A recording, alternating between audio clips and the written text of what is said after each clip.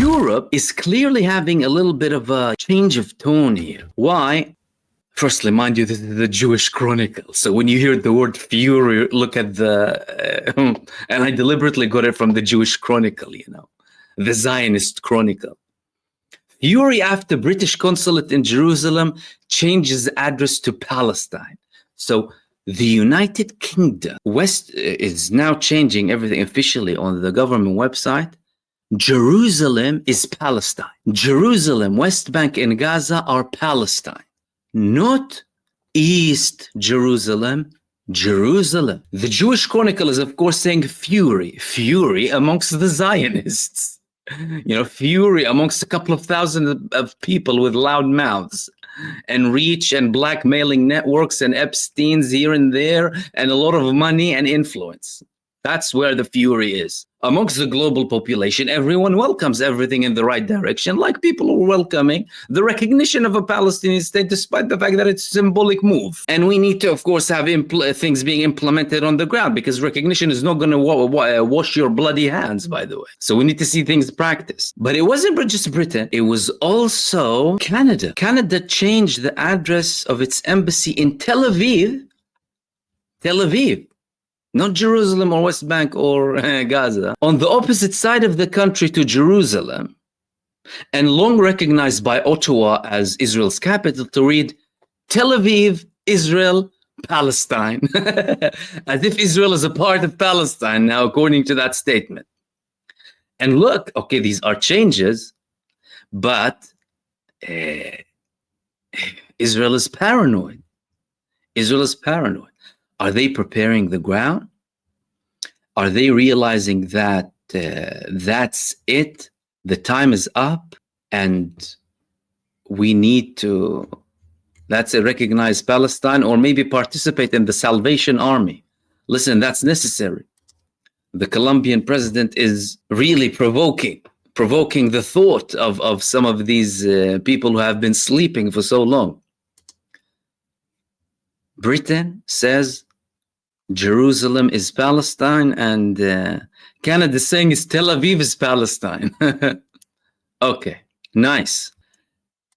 In the meantime, ladies and gentlemen, the Palestinian resistance is still putting the genocidal heads of the child-killing murderers of the Israeli terror forces either in the sand or burns them inside of the tanks. And we had another publication by Al-Qassam Brigades, one of their recent operations targeting an Israeli tank with the Yassin 105. We can clearly see that this Yassin 105 head has been manufactured recently.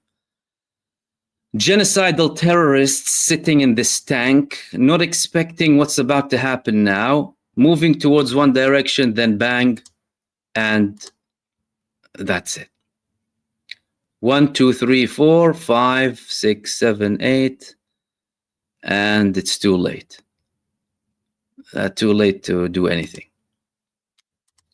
That's in Tel el-Hawa. Whenever the terror forces of Israel try and move towards one direction, you will see a Palestinian resistance fighter waiting for them anywhere, under the ground, over the ground, and targeting them with a Palestinian-made Yassin 105 double warhead RPG, made to penetrate and explode from within. And I mean, most likely this tank didn't have probably any survivors. Maybe Israel also let it burn for several hours before they sent the rescue team, like they've done with some of their APCs before. Hell, they buried some of their APCs in Gaza with people inside it. Do you know that? And then they declare in Israel that these people died and are missing in battle. Or they'll send a fake coffin to their family and tell them, oh, the remainders are there. And that's what Israel does with its own people.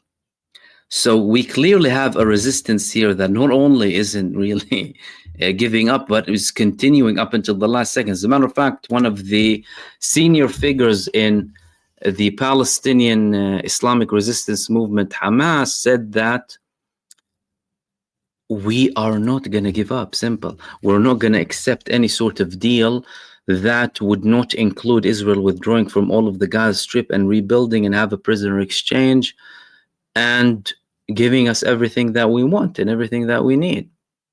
And again, I mean, if you think about it, do they have anything to lose? I mean, they lost everything in Gaza. They lost everything but their faith and resilience and patience. What are they going to give up for? They're not going to give up the Benjamin Netanyahu or Donald Trump. It isn't going to happen. And Benjamin Netanyahu is most likely not going to accept anything. We'd be really naive to think that. Netanyahu isn't likely to change anything now 180.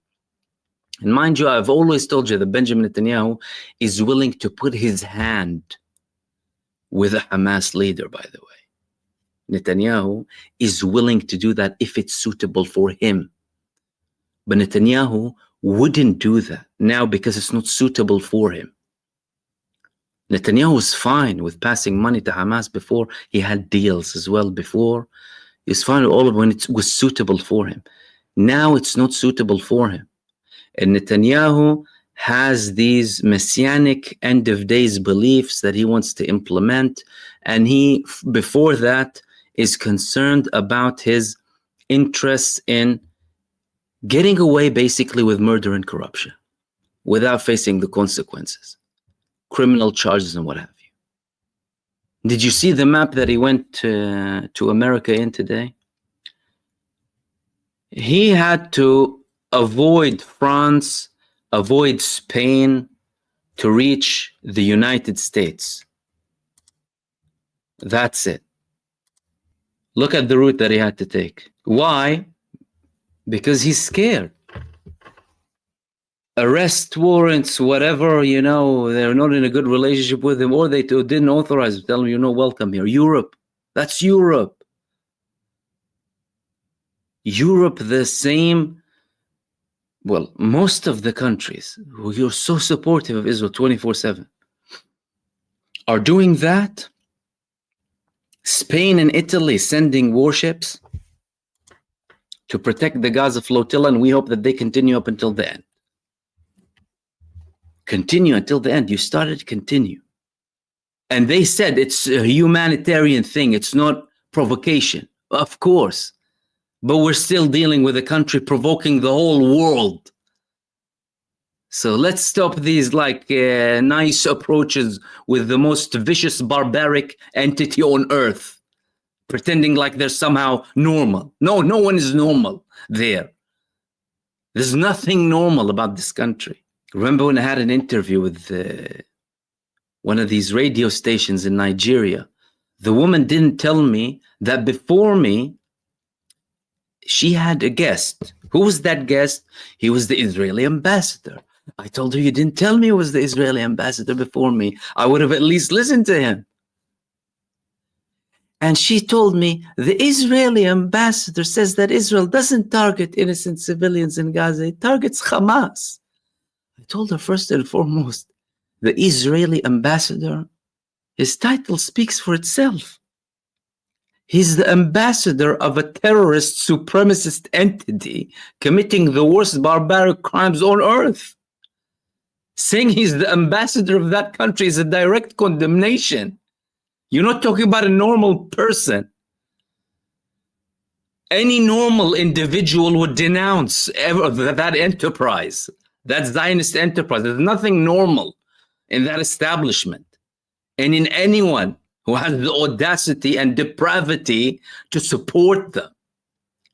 And now we reached a level where the European establishment is slowly starting to get sick. Visibly. But sending a warship, sending two, continue. Continue up until the end. They have no right to touch anyone.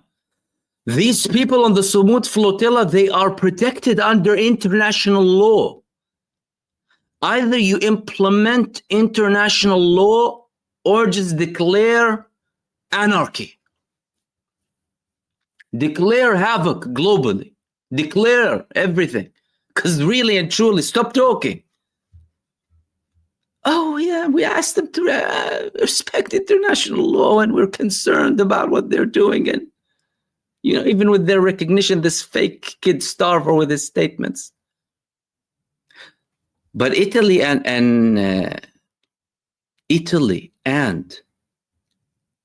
Spain, they need to continue. And we hope that more countries join, like Ireland. Because it has to be that case eventually. And then eventually we're going to have to form this Salvation Army, not just from the Arab world, because really people lost hope with the Arab establishments, although there are certain moves here and there, but something global for the sake of humanity, nothing else, for the sake of the children, the innocent people who are dying of starvation and hunger. Okay? And they need to continue with it, and it needs to expand once and for all. And maybe, just maybe, America's preparing to go on the side of Israel. Maybe that's why Hegseth is having this meeting that the United States never had in its history.